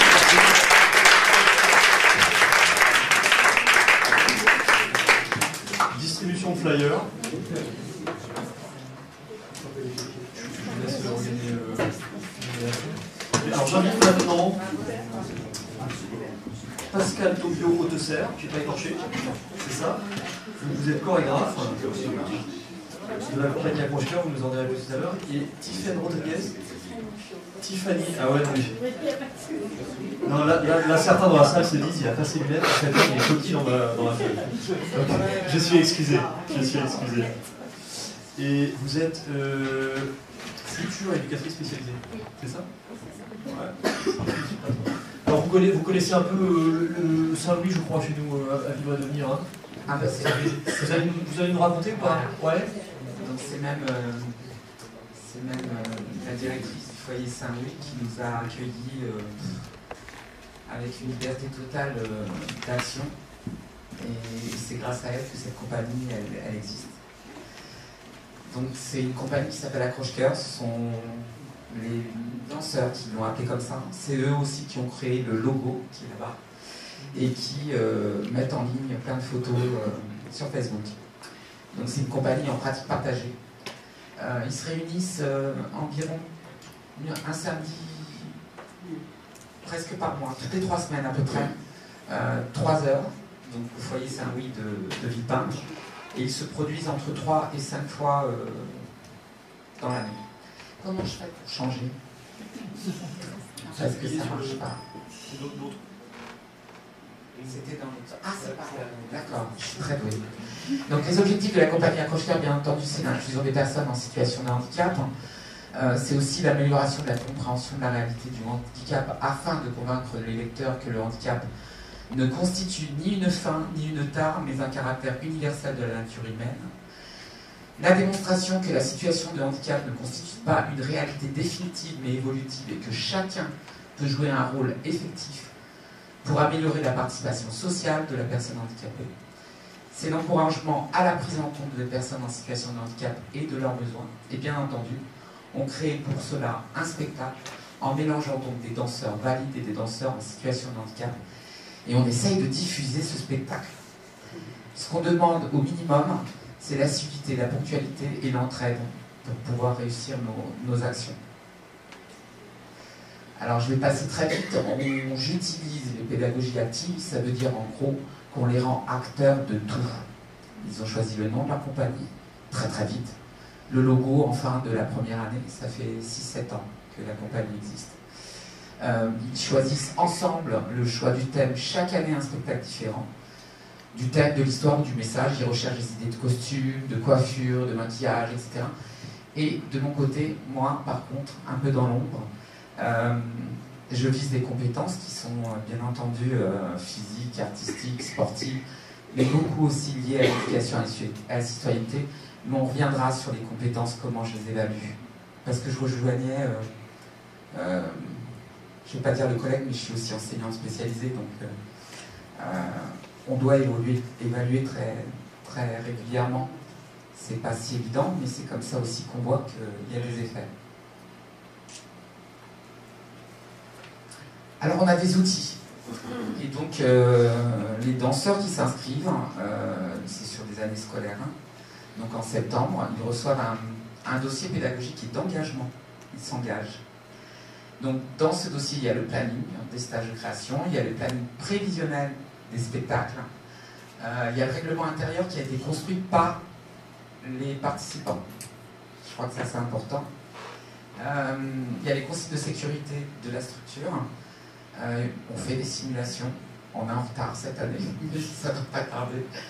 Et il y a une décharge de responsabilité et un droit à l'image parce que le Facebook vit beaucoup. Et ils sont aussi sur le site internet de mon association. Et puis il y a plein de flyers, ils adorent leurs flyers. Et il y a un contrat d'engagement, comme quoi ils prennent une responsabilité et qui doivent demander du soutien verbalement, même s'ils ne parlent pas beaucoup. Il ne faut pas qu'ils hésitent. De l'autre côté, il y a des outils. Il y a un livret de compétences individualisées que je vais vous présenter. Je pense que ça, c'est... en tout cas, c'est mon support à moi un peu plus. Il y a le Facebook de la compagnie, il y a le site internet de notre association, mais il y a aussi des bulletins d'information qui précisent l'organisation, c'est-à-dire qu'ils reçoivent un bulletin d'information à chaque fois qu'il y a un spectacle qui va arriver. Bien entendu, ces bulletins d'information sont envoyés soit aux parents, pour ceux qui viennent de la maison, soit aux éducateurs, soit aussi à une qui a appris à lire et à écrire grâce à Facebook. Il y a eu des déblocages, et donc maintenant, alors elle nous redemande, elle est sur le groupe WhatsApp, j'ai pas compris, tatati, mais bon, voilà, il y a des choses qui sont passées. Dans ces bulletins d'information, il y a ceux qui expliquent, ben, on se retrouve à telle heure, ça va se passer comme ça, n'oubliez pas ça, avec des dessins. Et il y a aussi les bulletins d'information qu'ils font eux-mêmes. C'est-à-dire que s'ils sont responsables, par exemple, du maquillage, tous les autres vont donner des idées, soit par mail, soit par Facebook, soit par WhatsApp. Ils se débrouillent, en tout cas ils arrivent en début de stage. À chaque fois on fait une petite réunion. On ne dépasse pas 30 minutes parce qu'ils ont trop envie de danser. Et ils ont fait un bulletin d'information, ils m'ont tout envoyé. La secrétaire, qui est aussi danseuse du groupe, imprime et on vote. Voilà, on choisit. La plupart du temps, on associe des choses. Ils aiment bien que toutes les idées, c'est comme ça que le logo a été fait par exemple. Pour les danseurs valides, il y a un accompagnement à la professionnalisation. Donc ceux qui veulent devenir professeurs de danse, ceux qui veulent devenir professeurs des écoles, professeurs spécialisés, ou sinon éducateurs spécialisés. Voilà, il y a la recherche de stage, les invités à des conférences, voilà. Donc il y a aussi ça. J'essaie d'aller vite. j'ai appuyé 2 fois sur un truc. Alors, le système de tutorat. On n'aimait pas ce mot. Et dernièrement, juste avant que je t'envoie il a fallu que je change très vite, ils ont inventé le mot être aidé et être aidant. Parce que pour eux, c'était des êtres. Voilà. Et puis, c'est il n'y a pas longtemps. Hein. Et donc, il y a les personnes valides qui ont 1, 2, 3 personnes en situation de handicap. Et on a déterminé un petit peu plus chaque année, pour les personnes valides qui arrivent en début d'année. Par exemple, là, on en a une qui est mineure, on ne voulait pas de mineure, mais elle voulait tellement venir qu'elle a dit qu'elle allait avoir 18 ans bientôt. Et donc, elle m'a dit, mais Pascal, comment je peux faire? Et donc, les autres lui ont expliqué, puis moi, j'ai noté. Voilà, c'est juste vérifier le dossier d'inscription, l'aider à s'inscrire dans le cahier de présence, ça c'est plus Tiffany qui le fait un petit peu pour tous, mais chacun. Alors souvent c'est même les personnes en situation de handicap qui disent tout le temps c'est quand le stage, c'est quand le stage, c'est même plus. C'est rarement les personnes valides qui redisent c'est à telle heure, n'oublie pas, tellement qu'ils ont hâte de se retrouver ensemble. Voilà, donc on a listé un petit peu. Voilà un exemple d'organisation aussi. Les éducateurs s'appuient sur ce support en disant n'oublie pas, tu es responsable du maquillage. Est-ce que tu te rappelles ce que tu dois faire? Donc on a listé les tâches. Et à quoi ça sert ta responsabilité? Valoriser les danseurs, le spectacle et tout. Et avec qui tu es? Donc voilà. Ça c'est sur 3 pages parce qu'ils ont inventé même des responsabilités. C'est quoi le responsable déodorant? Hygiène. Donc il vient avec son déodorant et depuis il se lave les dents parce qu'il y avait un souci par rapport à ça, il se lave beaucoup mieux les dents. Voilà le livret individuel de compétences. On évalue des compétences de spectateurs, des compétences liées à l'éducation physique et sportive, des compétences de danseurs, des compétences sociales et civiques, des compétences transversales. Et c'est là-dessus qu'on voit des beaux progrès. Donc c'est lié à la construction de la personnalité, l'acquisition d'autonomie et de l'apprentissage de la vie sociale. C'est lié au désir de connaître et envie d'apprendre. Alors là, c'est impressionnant les progrès qu'ils font.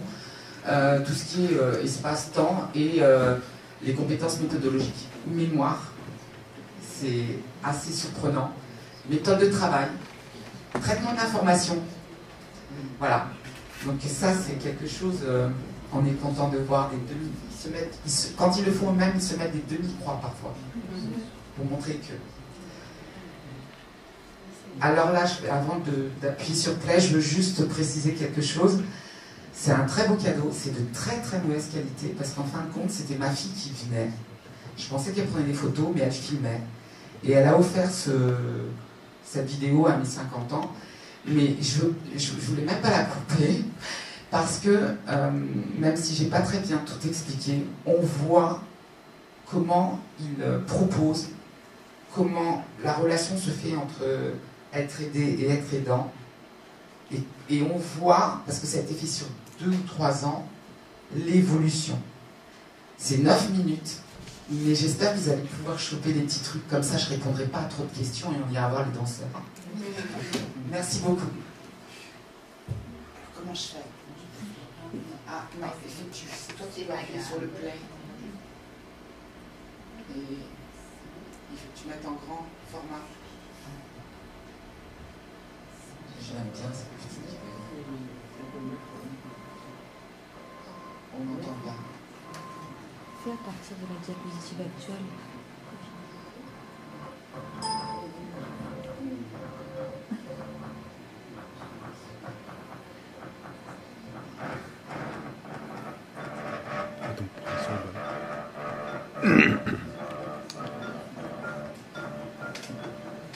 C'est 69.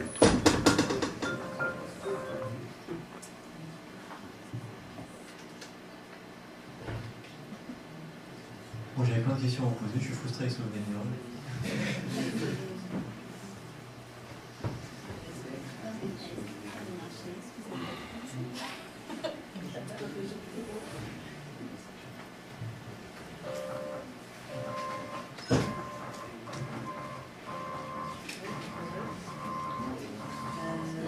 Il est en plein écran. C'est Ici, là, ouais. C'est là. Là.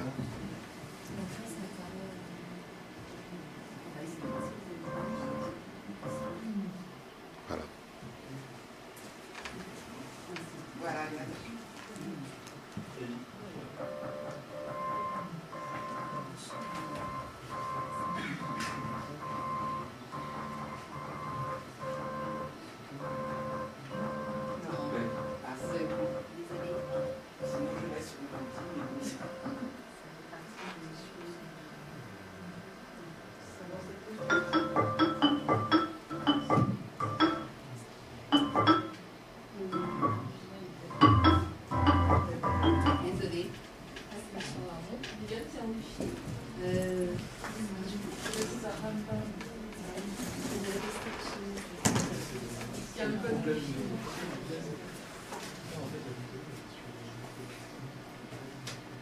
Si la technique marche.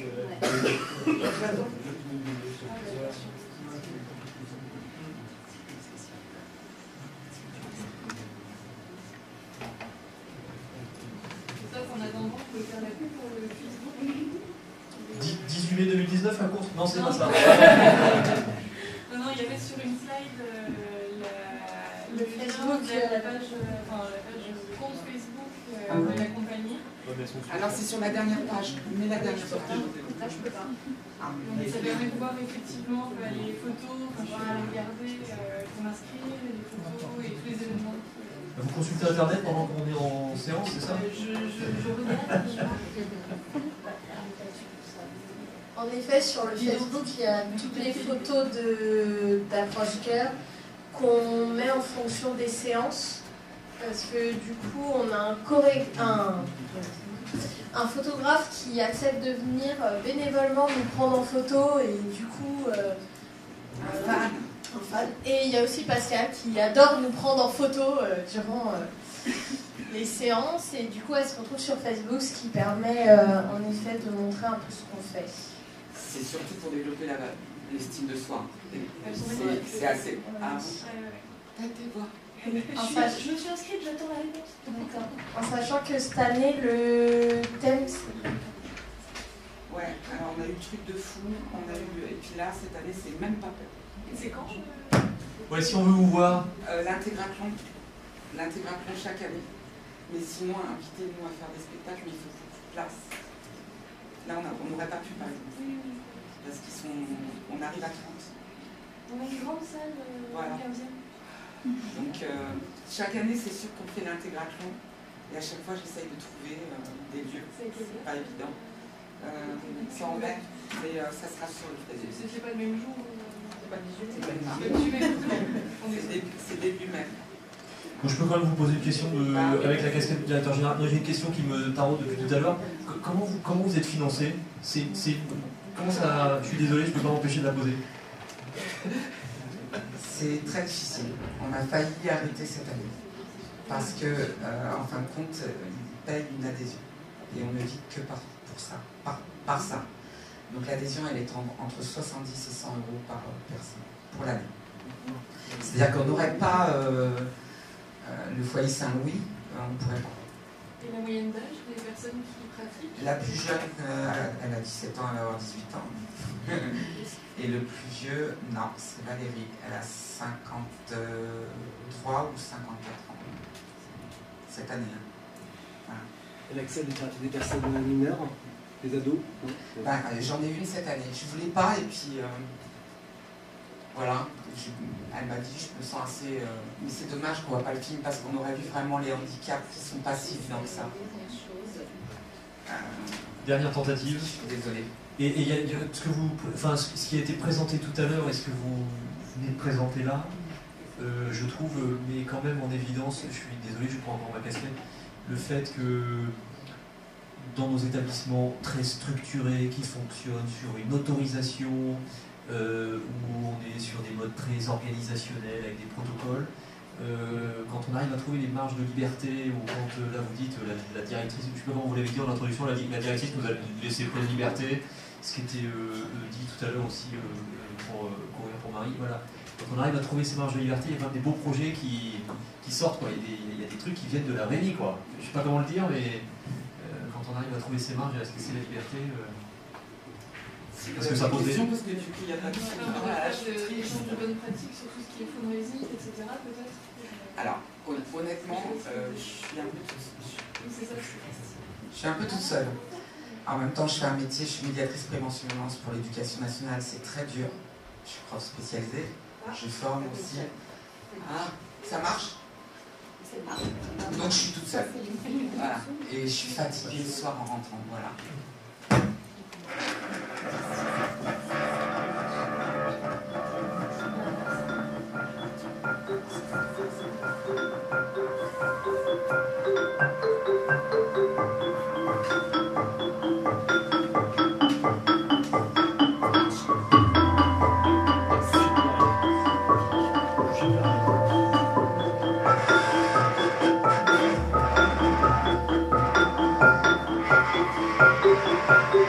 Thank you.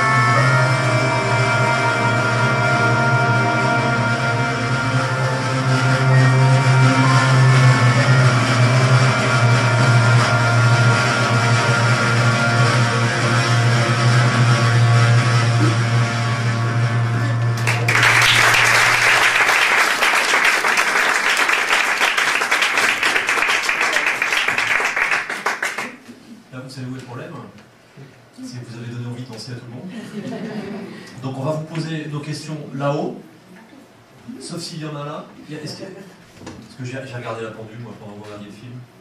C'est la question des lieux, savoir sur la question des lieux de danse, des lieux de pratique en fait. Les dernières scènes sont dans la... Les dernières scènes sont dans la salle du foyer. Les premières scènes, c'était en 2015, c'était dans un centre social. Et malheureusement, ils ont préféré prendre des cours de danse qui rapportaient de l'argent. Voilà, donc on s'est retrouvés sans salle, et c'est Madame Argentin qui nous a dit il y a une salle ici. Oui, très belle salle. Ah, elle est belle. Puis maintenant, on a des miroirs. On a des armoires pour ranger le matériel. Il y a combien de personnes en proportion de personnes en situation de déficience, des danseurs Cette année, c'est le top. Il y a 10 danseurs valides pour 27 en situation. C'est ça. Voilà. Les comptes. Donc, comme elle disait, on est 10 danseurs valides pour environ 27 en situation de handicap. Et du coup, c'est comme ça qu'on fonctionne. Donc, on est souvent, au niveau des tuteurs, on a 2 ou 3. C'est vraiment eux qui ont choisi leur tuteur, donc on a essayé au maximum de répondre à leurs demandes. Il y a très long, vous Voilà. Mais merci beaucoup. Donc on va aller là-haut en fait, parce que pour aller voir nos danseurs, effectivement, on va aller les voir là-haut, ça va être plus pratique. Merci à tous les intervenants. Merci à tous les intervenants. C'était très intéressant. Merci encore à l'IME Le Tremplin qui nous a réservé tout ce qui nous attend là-haut. Roger, vous passerez bien le message à tout le monde.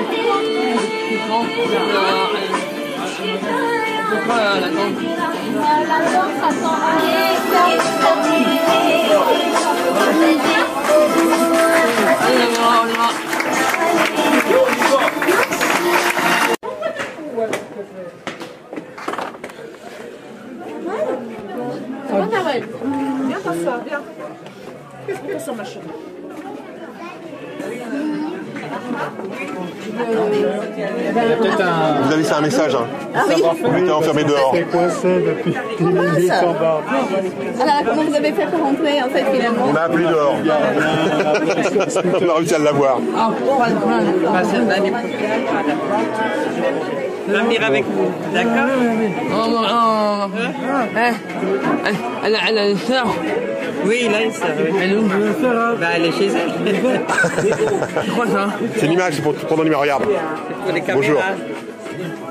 Parce qu'il vous filme et après, voilà. Voilà, vous serez dedans. Voilà, vous serez dans la boîte après. Ah, formidable, merci. Allez, après. Qu'est-ce que ça fait encore? Non, non, ça va. Ouais, je bois un coup, je bois un coup. C'est tellement bon. Peut-être qu'avec les gens qui sont sur la liste. Ça m'intéresse pas.